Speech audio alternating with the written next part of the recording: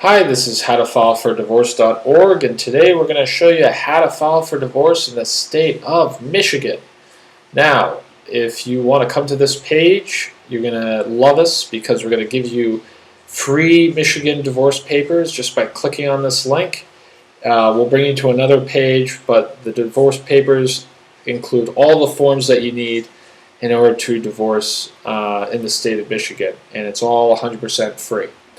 So after you download these papers, you can move on to step 2.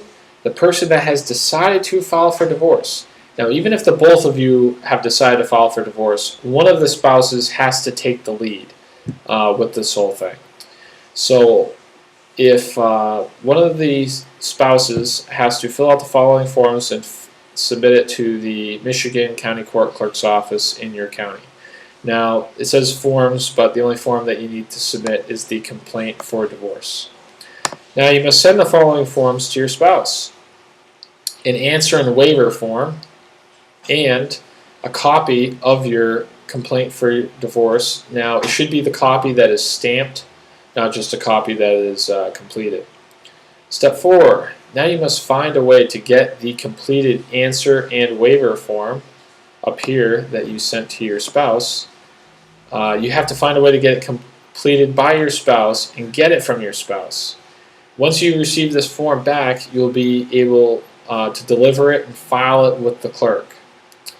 So after you do that, each spouse on their own must complete and file with the court the following forms, so that each of you have to file these forms: disclosure of income and health insurance information. And I'm not going to read them all off, but if you have children, you must fill out the child care verification form, which is included in this package. Now, the spouse that has originally filed a complaint must completely fill out the judgment and attach the separation agreement and send both the documents to the other spouse. Make 3 copies and keep with you until your hearing. Now, you're both going to have to negotiate the terms of the marital settlement agreement. And what that agreement is it basically will spell out who gets what, whether it's property, assets, car, bank accounts, if you have credit card debt, all that stuff. So if you can't fill this out, then things could get really hairy, and you want to make sure that before you even start the process that you might even want to have this completed so that you both are on the same page and that you're not wasting any money filing these forms.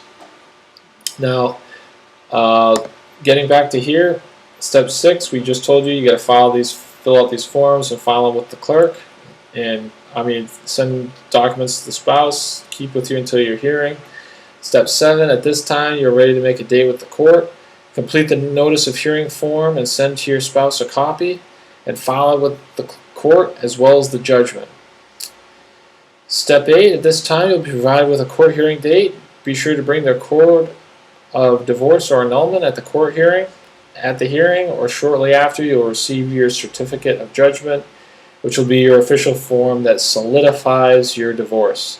Now, if you've done all these steps correctly, basically when you walk into your court hearing, it's just going to be going through all the motions. The judge may ask you a few questions, but for the most part, your divorce has already been finalized. And when the judge signs this certificate, your divorce is complete. And that's it. That is how you file for divorce in the state of Michigan.